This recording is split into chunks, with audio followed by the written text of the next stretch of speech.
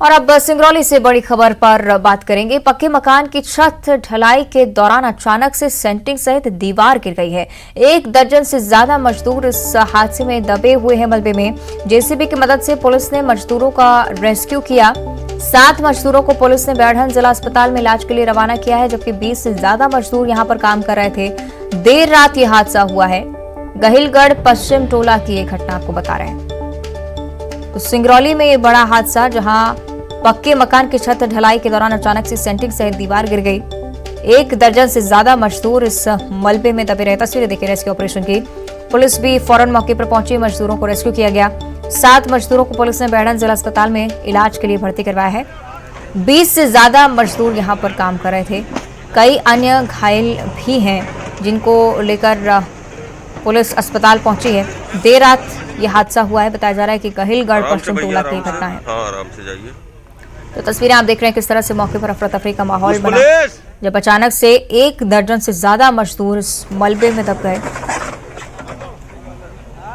सहयोगी राज हमारे साथ फोन लाइन पर जुड़ रहे हैं। राज, क्या जानकारी इस पूरे हादसे पर? देखिए, अभी तक ये बात निकल के सामने आई है कि ये जो सेंटरिंग है और जो इसकी दीवार थी, ये पूरा अचानक से जो मकान ढलाई के दौरान ये भरभराकर गिर गया।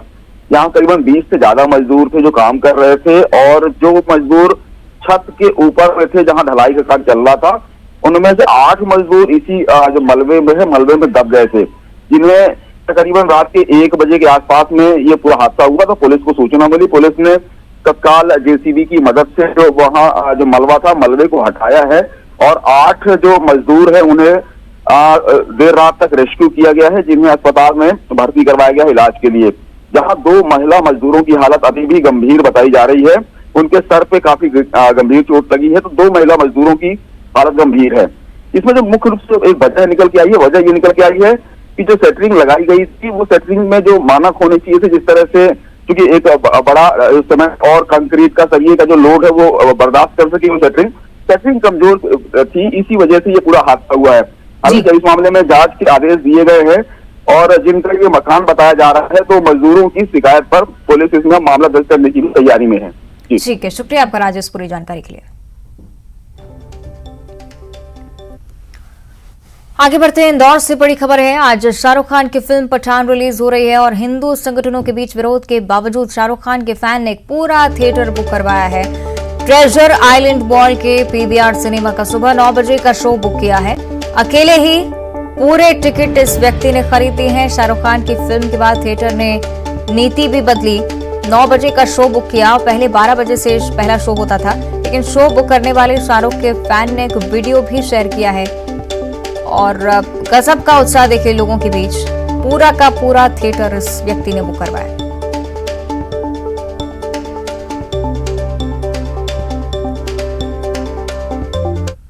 ये फैन है। ऑफिस में हम सब जितने लोग हैं उन सब ने मिलकर 250 टिकट्स पूरा शो बुक किया हुआ है 9 बजे का।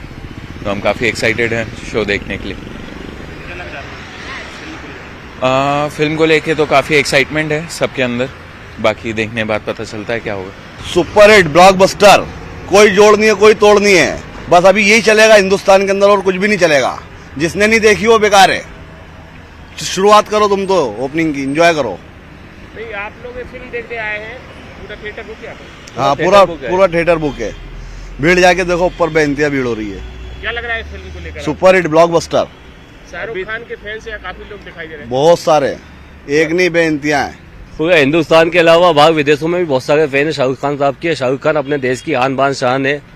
उनके अलावा इतना बड़ा कोई एक्टर नहीं है अभी तक के हिंदुस्तान के अंदर, और उनकी पिक्चर है तो हम लोग देखने आए।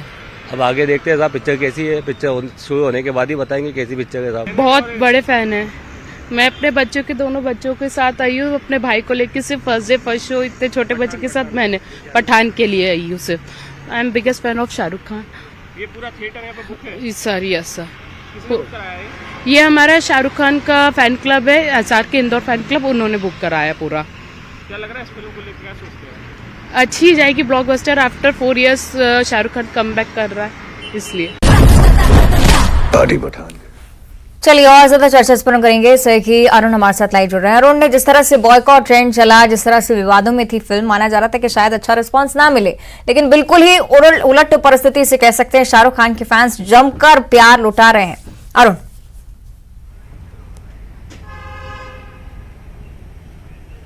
बिल्कुल, देखिए शाहरुख खान की जो फिल्म है पठान, वो 100 देशों में एक साथ आज रिलीज हुई है और मध्य प्रदेश के 200 सिनेमा घरों में ये फिल्म आज रिलीज हुई है। और पहला शो जो 9 बजे से शुरू हुआ है उसको देखने के लिए बड़ी संख्या में लोग पहुंच रहे हैं और वो इसको ब्लॉकबस्टर फिल्म बता रहे हैं। 4 साल बाद शाहरुख खान की फिल्म आई है और इंदौर का पीवीआर सिनेमा है, ट्रेजर आइलैंड जो मॉल है इसमें पीवीआर सिनेमा है, उसमें का जो पहला शो है वो शाहरुख खान के एक फैन है उनने पूरा बुक कर लिया है। उसकी जो 250 से 300 जो टिकट्स हैं वो पूरी उन्होंने बुक कर ली हैं और बड़ी संख्या में लोग इसके अंदर अभी पहुंच चुके हैं क्योंकि 9 बज चुके हैं, 9 बजे से फिल्म का शो है, इसलिए सारे जो दर्शक हैं वो पहुंच चुके हैं और बड़ा क्रेज है शाहरुख खान की मूवी को लेकर और वो इसको शाहरुख खान को एक बड़ा अभिनेता भी बता रहे हैं और कह रहे हैं कि ये जो फिल्म है वो सुपरहिट होगी, ब्लॉकबस्टर होगी। और लोग जिस तरह का विरोध है उसके बारे में हालांकि कुछ बोल नहीं रहे, लेकिन दूसरी ओर बजरंग दल और विश्व हिंदू परिषद के जो कार्यकर्ता हैं उन्होंने एक बार फिर विरोध का ऐलान किया है और वो उनका कहना है कि वो सिनेमा घरों में पहुंचेंगे और इस मूवी का विरोध करेंगे। तो जो इंदौर के अलग अलग सिनेमा घर हैं उनमें 11 बजे के करीब प्रदर्शन करने का ऐलान उन्होंने किया है, लेकिन शो सुबह 9 बजे से शुरू हो चुका है, सभी दर्शक पहुंच गए हैं और बड़ी शांतिपूर्ण माहौल में ये फिल्म अभी यहाँ पर रिलीज हो चुकी है, शुरू हो चुकी है। अब आगे देखना होगा कि बजरंग दल और विश्व हिंदू परिषद के जो कार्यकर्ता हैं, हिंदू संगठनों के जो कार्यकर्ता हैं, वो क्या स्टेप लेते हैं। हालांकि वो लगातार विरोध की बात जरूर कह रहे हैं। चलिए, यानी कि अब उम्मीद यही की जा सकती है कि भरपूर जस्टिस इस फिल्म के साथ हो। शुक्रिया आपका फिलहाल अरुण इस पूरी जानकारी के लिए। और देश का दिल कहे जाने वाले मध्य प्रदेश में इसी साल नवंबर में चुनाव होने हैं, जिसको लेकर बीजेपी रणनीति बनाने में जुटी हुई है।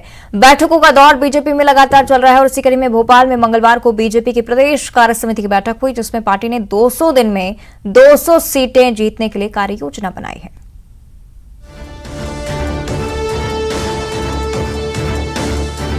एमपी विधानसभा चुनाव को लेकर बीजेपी एक्शन मोड में है। बैठकों का दौर जारी है। इसी कड़ी में आज भोपाल में बीजेपी की प्रदेश कार्य समिति की बैठक हुई। बैठक में भोपाल सांसद प्रज्ञा सिंह ठाकुर, पूर्व सीएम उमा भारती भी शामिल हुई। इस बैठक में जिला पंचायत सदस्यों को पहली बार शामिल होने का मौका मिला। इस बैठक में पार्टी ने 200 दिन में 200 सीट जीतने के लिए कार्य योजना बनाई, जिसमें मंत्री विधायक समेत सभी नेताओं का आना अनिवार्य होगा। पदाधिकारियों को दिए गए काम की ऑनलाइन उपस्थिति दर्ज होगी। लक्ष्य को पूरा करने पर ही मंत्री विधायक और नेताओं का भविष्य तय होगा। हमने पहले भी कहा है कि हमारी पार्टी का साफ एजेंडा है, अब की बार 200 पार विकास के आधार पर। आप ये देखिएगा कि अभी जो सरकार की योजनाएं हैं, विभिन्न योजनाएं, मुख्यमंत्री ये का जो शिविर लगाए थे उसमें 83 लाख उपभोक्ताओं को सीधे विभिन्न योजनाओं के अंतर्गत लाभ दिया गया है। तो हम निश्चित रूप से काम विकास के आधार पर, लोगों के जो पार्टी के प्रति आकर्षण उसके आधार पर हम 200 पार करेंगे। बीजेपी के प्रदेश कार्य समिति की बैठक में अनुसूचित जाति वर्ग पर भी मंथन हुआ। अनुसूचित जाति वर्ग की उपजातियों को भी पार्टी से जोड़ने और खास तौर पर नए मतदाताओं और महिलाओं को जोड़ने पर पार्टी कई कार्यक्रम चलाएगी। साथ ही बीजेपी बूथ को मजबूती देने की दिशा में आगे बढ़ेगी। एमपी बीजेपी 51% वोट शेयर पर काम कर रही है। सरपंचों और निकाय के जनप्रतिनिधियों को ट्रेनिंग दिया जा रहा है। बूथ विस्तार और सशक्तिकरण पर काम किया जा रहा है। वहीं पार्टी युवा मतदाताओं को पार्टी से जोड़ेगी। आगे के आने वाले समय में हम बूथ को और मजबूत करने के लिए, बूथ को सशक्त करने के लिए काम करने वाले हैं। बूथ विस्तार की योजना, अब ये बूथ सशक्तिकरण अभियान हमने लिया था और अब नए बूथ विस्तार की योजना के तहत हम नीचे जाने वाले हैं। बहुत सारे 22 प्रकार के कार्य बूथ में हमको करने हैं। हमारी बूथ की बैठकों का एक क्रम तय हुआ है। जीत पन्ना समिति और पन्ना प्रमुख, यहां तक हम पहुंचने की तैयारी में हैं। बहुत जल्द संगठन के माध्यम से हम अपनी ताकत इकट्ठा करके 2023 और 2024 दोनों के लिए मजबूती के साथ संकल्पित होने वाले हैं। ऐसा लगभग माननीय प्रदेश अध्यक्ष जी का मार्गदर्शन कार्यक्रम चल रहा है। साल 2018 के चुनाव में बीजेपी को 15 साल बाद सत्ता गंवानी पड़ी थी। 2018 के आम चुनाव में बीजेपी को 109 सीटें मिली और कांग्रेस 114 सीटें जीतने में कामयाब रही। एसपी और बीएसपी और निर्दलियों के समर्थन से कांग्रेस ने सरकार बना ली थी। अब बीजेपी 2018 के इतिहास को नहीं दोहराना चाहती है, बल्कि बीजेपी नेतृत्व ने लंबे समय से हार रही सीटों को जीतने का लक्ष्य बनाया है। Bureau report, news 18। और छत्तीसगढ़ के सीएम भूपेश बघेल भोपाल रवाना होने से पहले बीजेपी पर जमकर हमला बोलते हुए नजर आए। आपको बता दें कि उन्होंने बीजेपी के जशपुर में घर वापसी अभियान शुरू करने वाले बयान पर कहा कि बीजेपी के पास सांप्रदायिकता और धर्मांतरण ही दो मुद्दे हैं। बीजेपी ने सीएम भूपेश बघेल के बयान पर पलटवार किया।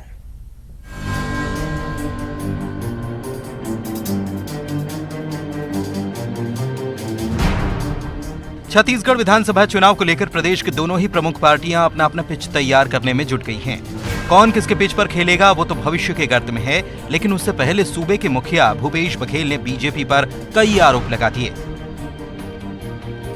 सीएम भूपेश बघेल भोपाल रवाना होने से पहले बीजेपी पर जमकर हमला बोलते नजर आए। उन्होंने बीजेपी के जशपुर में घर वापसी अभियान शुरू करने वाले बयान पर कहा कि बीजेपी के पास सांप्रदायिकता और धर्मांतरण दो ही मुद्दे हैं। भारतीय जनता युवा मोर्चा के कार्यक्रम में पुलिस के साथ मारपीट की गई। नारायणपुर में एसपी पर पथराव किया गया। सीएम बघेल ने कहा कि बीजेपी का काम सिर्फ दंगा फैलाना है। बीजेपी के लोग सत्ता में वापसी के लिए छटपटा रहे हैं, लेकिन जनता ने बीजेपी को पूरी तरह से नकार दिया है। उसके पास और कुछ है ही नहीं, इनके पास कुछ है ही नहीं। धर्मांतरण, सांप्रदायिकता, दंगा फैलाना। भारतीय जनता युवा मोर्चा की रैली में देखो किस प्रकार से पुलिस वालों से मारपीट कर रहे थे, और अभी नारायणपुर में घटना घटी, सब भारतीय जनता पार्टी के नेता आरएसएस के लोग थे जो जेल में। तो ये लोग दंगा फैलाने का काम कर रहे हैं, और ये इसी में मास्टरी है इनकी। और इसी कारण से वो रासुका का विरोध कर रहे थे। तो आज वो छटपटा रहे हैं कि आखिर छत्तीसगढ़ में हम जो उनके जो पांव उखड़ गए हैं, कैसे यहां फिर से पैर पसारे, पांव पसारे, ये उनका ये है, और वो उनको कहीं दिखाई नहीं दे रहा है। और इस कारण से कहीं कहीं सब देख रहे हैं किस प्रकार से हो रहा है। सीएम बघेल के सांप्रदायिकता और धर्मांतरण वाले बयान पर बीजेपी ने पलटवार किया है। बीजेपी ने कांग्रेस पर सियासत करने के आरोप लगाए और कहा कि सीएम भूपेश बघेल को हिंदू धर्म और हिंदू संस्कृति से दिक्कत क्या है। नहीं आती है कि माननीय मुख्यमंत्री भूपेश बघेल जी को हिंदू संस्कृति और हिंदू धर्म से दिक्कत क्या है। अभी कल ही उन्होंने एक संत को चमत्कार ना दिखाने की नसीहत दे डाली।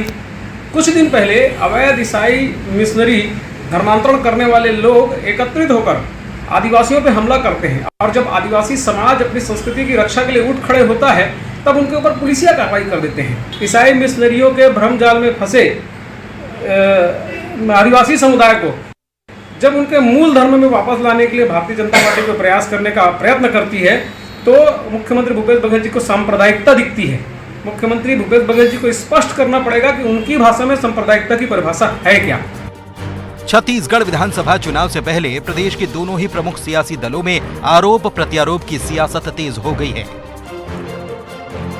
बीजेपी जहां धर्मांतरण, सांप्रदायिकता जैसे मुद्दे पर कांग्रेस को घेर रही है, तो वहीं कांग्रेस विकास के मुद्दे पर चुनाव लड़ने की बात कह रही है।